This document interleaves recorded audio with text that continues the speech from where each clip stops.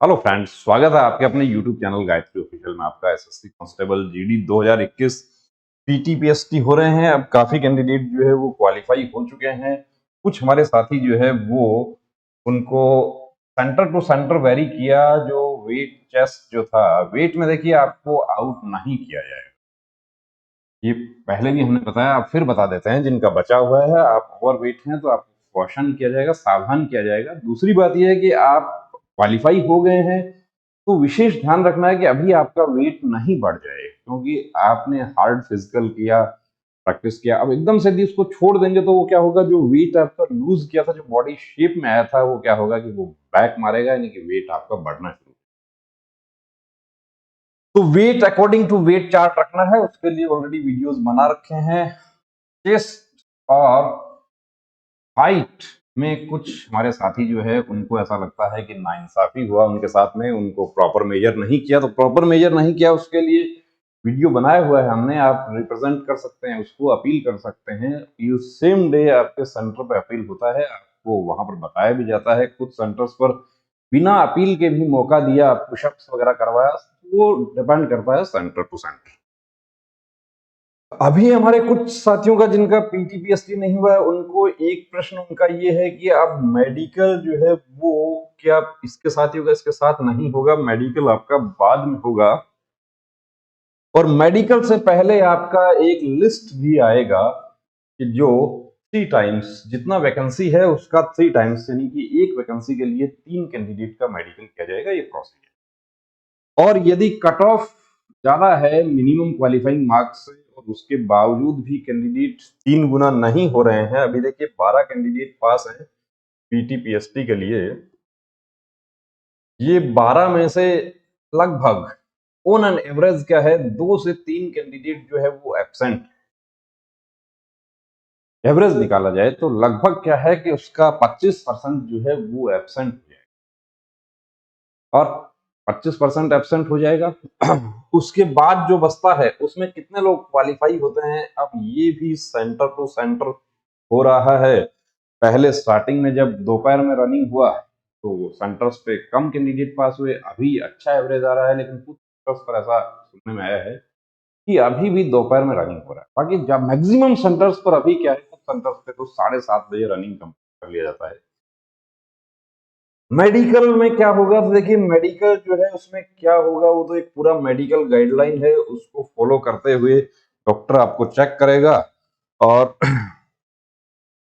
वहां आप यदि सही हैं तो आपको कोई प्रॉब्लम नहीं है, और यदि कोई पॉइंट है, आप खुद से और गूगल से देखिए डॉक्टर बनने की,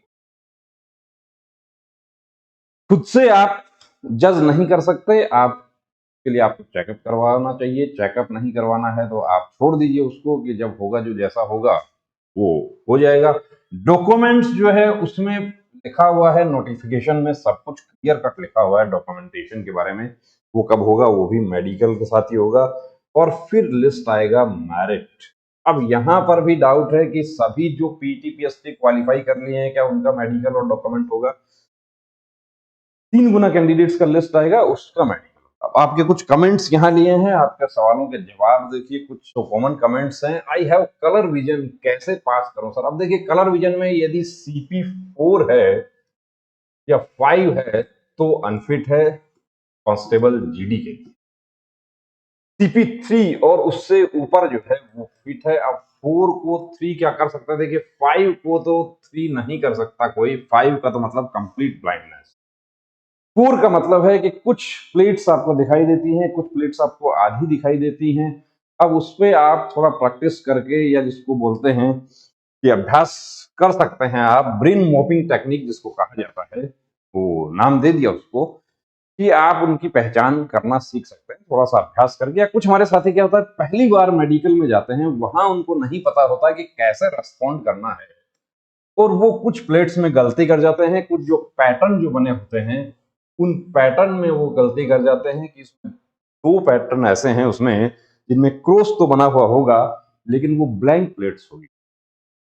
तो यदि आपको पहले से पता हो कि ये 38 प्लेट्स जो है उसमें से कितना ब्लैंक है, कितने में कौन सा डिजिट है, किस तरीके से उसको, यदि आपको 3 दिखाई दे रहा है अकेला तो उसके पीछे अब 3 कहाँ दिखाई दे रहा है, कि बाईं तरफ दिखाई दे रहा है या दाईं तरफ दिखाई दे रहा है, मिडिल में दिखाई दे रहा है, ऐसे उसको इम्प्रूव किया जा सकता है। लेकिन बहुत ज्यादा गुंजाइश नहीं होता है कि 20-19 वाला जो है वो काम हो सकता है। सस्पेक्टेड कैंडिडेट का मेडिकल का एडमिट कार्ड आएगा या नहीं, जेन्युइन कैंडिडेट भी हो सर, कट ऑफ से 18 नंबर ज्यादा। अब सस्पेक्टेड वाला ही एक कैंडिडेट जो है उसका हम आपको चैट दिखाएंगे। सस्पेक्टेड क्यों हो रहा है कि आपका किसी वजह से, जैसे बारिश हो गया, उस वजह से भी कई बार थंब में प्रॉब्लम हो जाता है, या कुछ बहनें जो है विशेष रूप से मेहंदी लगा लिया। हम बार बार जिस दिन से आपका रिजल्ट आया है उस दिन से बात करेंगे, थंब मैच किया जाएगा आपका, और मेहंदी नहीं लगानी है।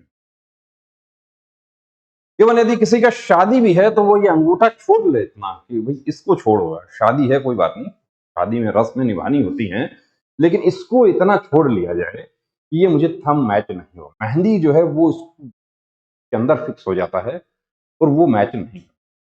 अब मैच नहीं करेगा, आपका जो थंब एग्जाम के टाइम पर जो लगा हुआ है उससे थंब यदि मैच नहीं हुआ तो आप सस्पेक्टेड की कैटेगरी में आ जाते हैं। उसके बाद आपका फोटो चेक होता है, वो फोटो भी यदि नहीं मैच हुआ फिर आपसे पूछताछ की जाती है। पूछताछ में आपने पीछे भी वीडियोस में देखा, और आप कुछ सेंटर्स पर ऐसा हुआ कि मुन्ना भाई जो हैं वो पकड़ में आ गए।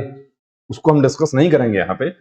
यहाँ एक बात है ध्यान देने वाली कि यदि आप जेन्युइन कैंडिडेट हैं, आपको घबराने की जरूरत नहीं है, आपको टेंशन करने की जरूरत नहीं है।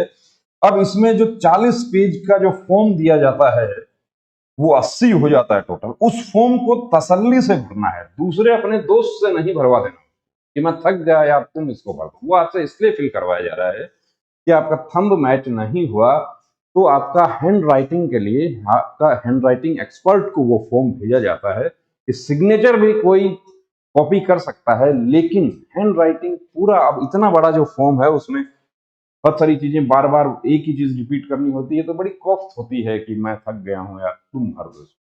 अपने दोस्त से नहीं फिल करवाना है, वो तसल्ली से फिल करना है।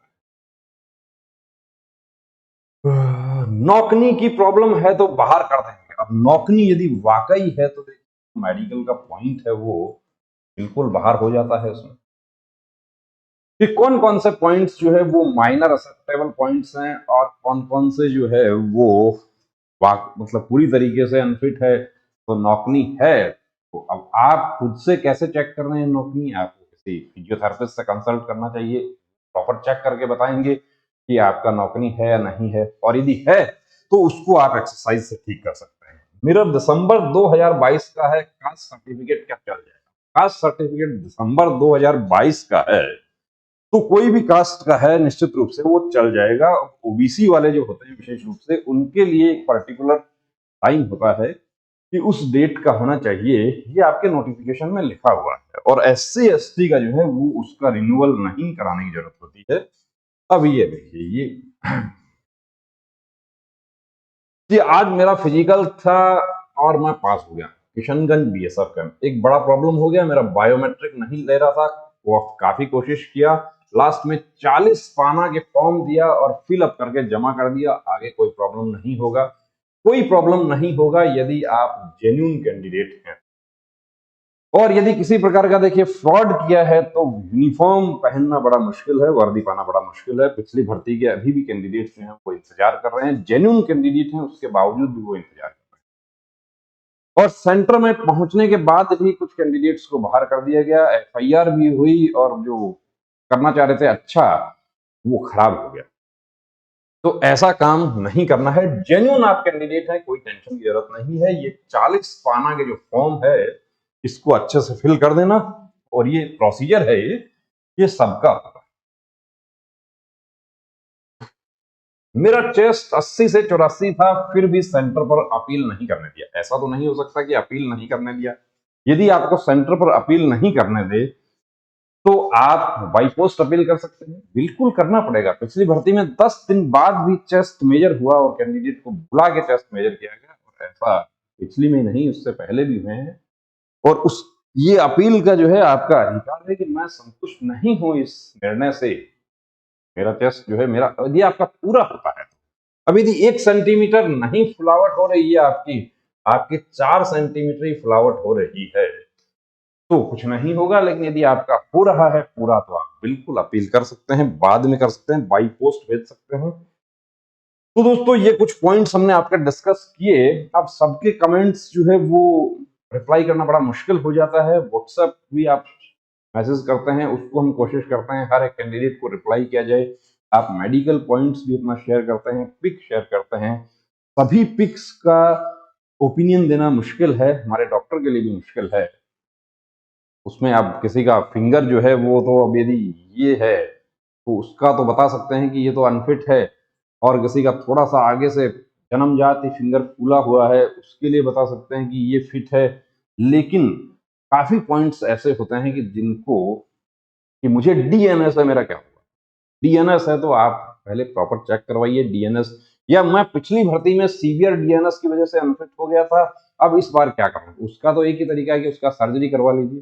कंप्लीट चेकअप करवा सकते हैं आप। कंप्लीट चेकअप की सुविधा हमारे सेंटर पर उपलब्ध है। उसके लिए आपको सेंटर विजिट करना होगा। आप जो कॉल पर एडवाइस लेने की कोशिश करते हैं, देखिए ये पॉसिबल नहीं कि ये फिट होता है या नहीं होता। कलर ब्लाइंड है, मुझे मेरा क्या होगा, वाकई कलर ब्लाइंड है तो अनफिट होगा।